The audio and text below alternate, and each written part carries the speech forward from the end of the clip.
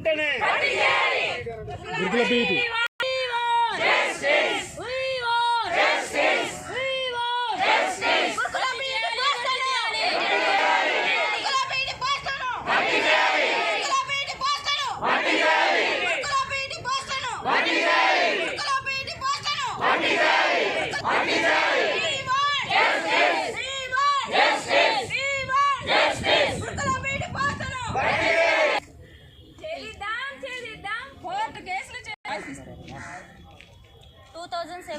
Notification పడింది.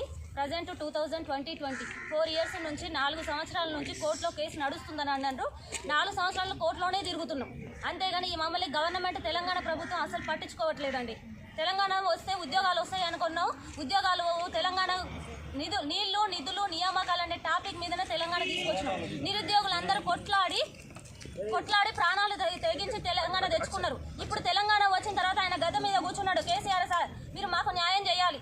ఇప్పుడు నిరుద్యోగులు రోడ్డు మీదకి వచ్చిన తర్వాత, ఇప్పుడు మేము గురుకుల పీఈటీ అభ్యర్థులు రోడ్డు మీదకి వచ్చిన తర్వాత మమ్మల్ని అరెస్ట్ చేయడం ఎంతవరకు సమంజసం? మీరు ఉన్నారు. ఇప్పుడు మేము ప్రతి ఒక్కరిని కలిసినాం. కేటీఆర్ సార్ని కలిసినాము, హరీష్ రావు సార్ని కలిసినాము, సబితా విద్యాశాఖ మంత్రి సబితా మేడంని కలిసినాము, పల్లా రాజేశ్వరరెడ్డి సార్ని కలిసినాము. ఎవరిని కలిసినా, ఏ మినిస్టర్ని కలిసినా మాకు పని జరగట్లేదు. మేము కలిసేదల్లా ఒక్కటే, కేసీఆర్ సార్ని ఒక్కనే కలవాలి. మీ బిడ్డలు అనుకోండి, తెలంగాణ ఆడపడుచులు అని అంటారు. ఆడపిల్లలు, ఇంతమంది ఆడపిల్లలు ఇక్కడ ఉన్నారు. అందరినీ రోడ్డు మీద ఉన్నాం, రోడ్డు మీద అడుక్కు తింటున్నాం. ఇప్పుడు ఉద్యోగాలు వస్తాయా, మా కుటుంబం అన్న ఉంటుంది అనుకుంటే చిన్న పిల్లలతోటి, చంటి పిల్లలు చూడండి, ఇక్కడ చూడండి, చంటి పిల్లలు ఉన్నారు. చంటి పిల్లలతోటి ఇక్కడ రోడ్డు మీదకి వచ్చినా తీసుకొచ్చి మమ్మల్ని అరెస్ట్ చేసి ఇక్కడ గోషమాల్లో స్టేషన్లో పడేసిరు. ఇది ఎంతవరకు మీకు న్యాయం అనిపిస్తున్నది? గురుకుల పోస్టులు రేపు ఈ రోజు 7th డిసెంబర్ 7th, రేపు లేదు ఎల్లుండి 9th కోర్టులో కేసు ఉన్నది. నోటిఫికేషన్ ప్రకారం కోర్టు కేసును ఛేదించి మొత్తం కోర్టు కేసు క్లియర్ చేసేసి మాకు ఈ డిసెంబర్లోనే ఉద్యోగాలు భర్తీ చేయాలి. కోర్టు కేసు అనేది లేకుండా చూడాలి. 4 సంవత్సరాల నుంచి నిరీక్షణ, ఒంట్లో ఓపిక నశించిపోయింది, ఒంట్లో రక్త బొట్ట లేదు. మేము ఇక్కడ నిరాహార దీక్ష చేస్తున్నాం. ఎవరు ఇప్పుడు పోలీసు వాళ్ళు మాకు అన్నాలు అవి తీసుకొచ్చారు.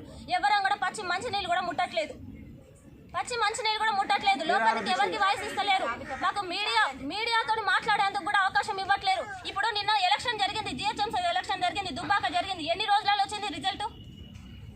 వితిన్ 2-3 days 4 daysలలో రిజల్ట్ వచ్చింది. మా లాగా 4 ఏళ్ళు ఆపండి, అప్పుడు తెలుసా మా కడుపులో ఎంత మంట ఉందో, మా బాధ ఏందనేది అప్పుడు తెలుసా, మా గుండె మంటేంది.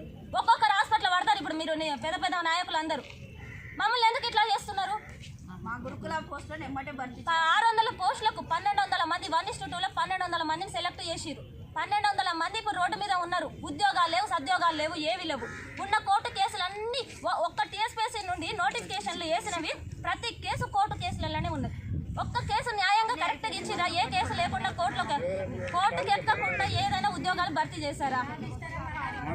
లేకపోతే మాకు ఉద్యోగాలు రేపు ఎల్లుండి కేసు ఉంది కాబట్టి ఆ కోర్టులో కేసు గురుకుల పీఈటీ కేసు క్లియర్ చేసి మాకు ఉద్యోగాలు భర్తీ చేయాలి. ఈ డిసెంబర్లోనే చేయాలి. మాకు 2020 ఇయర్లో డిసెంబర్ యాజ్ పర్ నోటిఫికేషన్ ప్రకారం మాకు న్యాయం చేయాలి.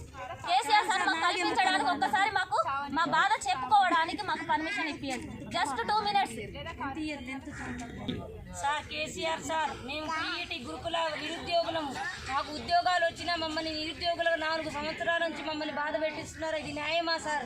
మిమ్మల్ని వేడుకుంటున్నాం మేము. ప్లీజ్ 616 మంది పీఈటీలను భర్తీ చేయండి.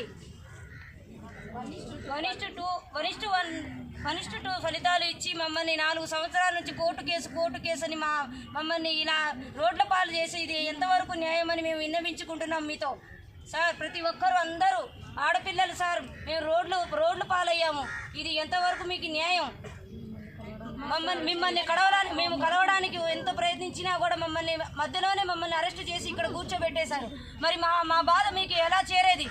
మా బాధను మేము విన్నవించుకునేది ఎలాగా? మమ్మల్ని మధ్యలోనే ఇలా మమ్మల్ని బందీలను చేసేది ఇది ఎంతవరకు న్యాయమో మేము మిమ్మల్ని అడుగుతున్నాము. మాకు పోస్టులు ఇస్తారా? మాకు కారుణ్య మరణానికి అనుమతి ఇస్తారా? యాజ్ పర్ నోటిఫికేషన్ ప్రకారము మీరు ఇచ్చిన ప్రభుత్వం మాకు ఇచ్చిన నోటిఫికేషన్ ప్రకారము మా పీఈటీ గురుకుల పీఈటీ ఉపాధ్యాయులను భర్తీ చేయాలని మేము కోరుకుంటున్నాము. Thank you sir. గురుకుల పీఈటీ కేసు కోర్టులో నడుస్తుంది. ఇంతవరకు 2017లో నోటిఫికేషన్ ఇచ్చారు, కానీ 4 years అయిపోయింది. ఇంతవరకు ఎలాంటి జాబ్స్ ఇవ్వట్లేదు ఎవరికి. మా మమ్మీ ఇలాంటి వాళ్ళు ఇంతమంది ఉన్నారు, 211 members ఉన్నారు. ఇంతమంది కూడా జాబ్సే ఇవ్వట్లేదు. కేసీఆర్ తినడానికి తిండి కూడా లేకుండా రోజు కోర్టుకే నడుస్తున్నారు. కోర్టుకే రోజు తిరుగుతూనే ఉన్నారు, కానీ ఇంతవరకు ఎలాంటి జాబ్స్ ఇవ్వట్లేదు. కేసీఆర్ తాత ఎలాంటి తీసుకోవట్లేదు. ఎంతమందిని కలిసినా కానీ ఎలాంటి ఏమి ఇవ్వట్లేరు. ఇప్పుడు కూడా కేసీఆర్ తాతను కలవడానికి వచ్చినప్పుడు కూడా ఎలాంటి అరెస్ట్ చేస్తున్నారు.